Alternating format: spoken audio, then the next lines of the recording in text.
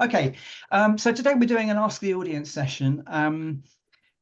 As some of you might be aware, every Friday morning I publish a comic strip on LinkedIn under the hashtag AllChange. And what this comic strip does is effectively pokes fun at some of the ridiculous scenarios that we see every day in project management. And essentially, what I want to do today is to ask you what you would do in these scenarios. So I'm going to show you a few comic strips. I'm going to ask you in the form of a poll what you would do, and then talk through what the PMO professionals' view is on maybe how to approach this situation. So today is Ask the Audience, what would happen in your organization? So for the first comic strip, I'm just going to put this one up. What we've got here is a situation where we're looking at some document management. So if you take a moment to look at the comic strip, they're using a file share, and in the days when documents lived on a shared folder on a network file server, versioning by file name made sense. But what you would often find that happened was someone would always break the system by adding something to the file name instead of the new version number. And what's even worse is when that document gets circulated as an email attachment, and the reviewers of that document respond by returning the document as an attachment with reply all email. Then you end up with multiple versions of the document with multiple file name extensions, none of which are version numbers, and it's a nightmare to find all the amendments and work out which ones you need to keep. So my question to you today is, in this situation that we see here in this comic strip, what would you do? Would you carry on versioning by file name? So I'm imagining here that you're a program PMO working on a program in an organization or a project. Carry on versioning by file name, set up a document library and rename all the documents what you think is sensibly, or carry out some training, set up a document library and let the users manage it for themselves. So this is poll number one. What would you do in your organization? There we go. That's interesting. So nobody's going for carry on versioning by file name. Obviously, it irritates everybody else just as much as it irritates me. That's the lesser known carry on films, that one. Carry on versioning by file name. Yes. That's a lovely file extension. Yes, okay. So we've got variations on a theme of setting up a document library, which is great to see. Yes, so other PMO professionals, we agree that it's better to use a document library, so something like SharePoint or some other document library like that, that's version controlled. You can have a couple of options here. You can either set it to check out to edit, in which case one person's holding the pen at any one time, or you can have it set up for simultaneous live editing, in which case multiple people can edit the document at the same time, and the changes get reflected in the document live on screen. So that kind of thing is probably good for preparing packs for meetings, or maybe skin issue logs, that kind of thing, if you're doing them that way.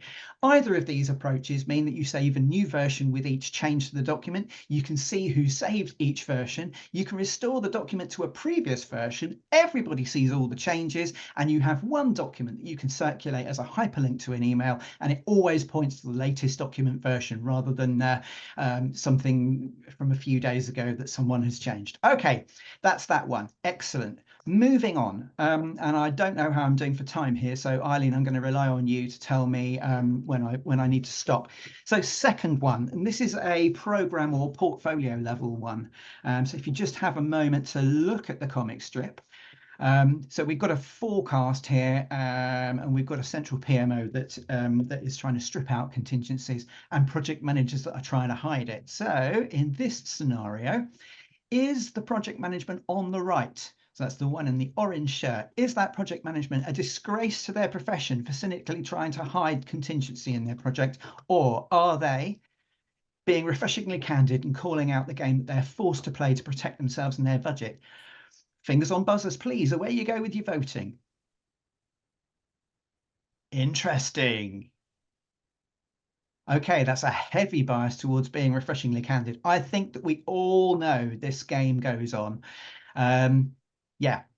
Project managers prepare a forecast. They try to hide contingency to prevent it from being stripped out. But above them, a program or portfolio layer PMO looks for hidden contingency to strip out. And I've been in a situation where I've been asked to do exactly that. It's a game that's played everywhere. So as a project manager, they end up telling small lies to hide their contingencies. When they get to be a program manager, they tell bigger and grander lies to hide the lies beneath them and add in a few lies of their own. But this lack of trust, the idea of stripping out contingency because somebody above you decides you don't need it, It's a lack of trust, and it tends to encourage defensive behavior, which encourages people to inflate their forecasts so that after cuts, they've still got enough money to do the job. We need to recognize that forecasts change. That's what change budgets and risk budgets are for. So we need to make sure that there are mechanisms in place so that people can access those change budgets, but in a sensible, robust kind of way for approved change only, or stuff that really does make a positive difference. Okay, moving on if I've got time, and I'm going to just crack on I think you've got until one more to do. one more. Okay, one more.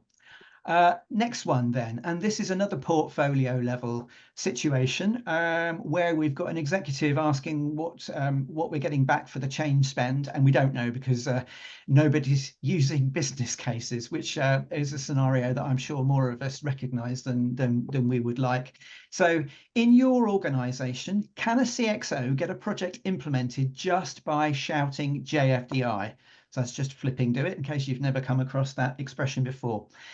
So poll, the answers are yes, CXOs can initiate a project by decree. No, each project has an approved business case, or 3, it's sort of some and some. So on the polls, away you go.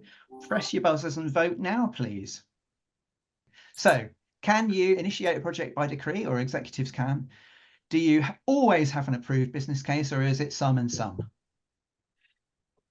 Yeah, okay. So I would have expected to see some and some, because we have scenarios in which some projects don't have business cases. Sometimes there are regulatory projects which the organisation has little choice to do, although even with those there is the choice to break the regulations and get fined for it. That's a choice, not a very sensible or appealing one, but it's a choice nonetheless.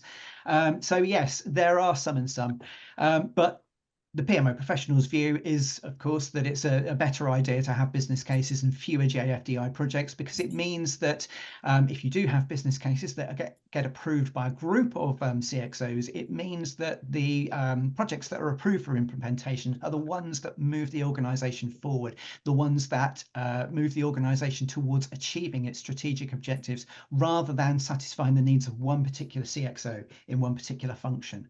So if that's the end of my little section, I would say thank you very much for listening. And if you've enjoyed these, you might want to keep an eye on LinkedIn on Friday mornings and look at my profile. Follow me. I'm Ken Burrell, the PMO Professionals. It's only one of me on LinkedIn, or follow the hashtag AllChange. And if you liked the look of those and you like the idea of looking at some more, I've put together a book of the first 100, which I will just lightning go to. There we go.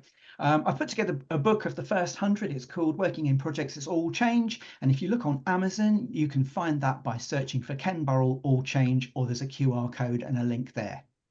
That's it from me. Thank you very much.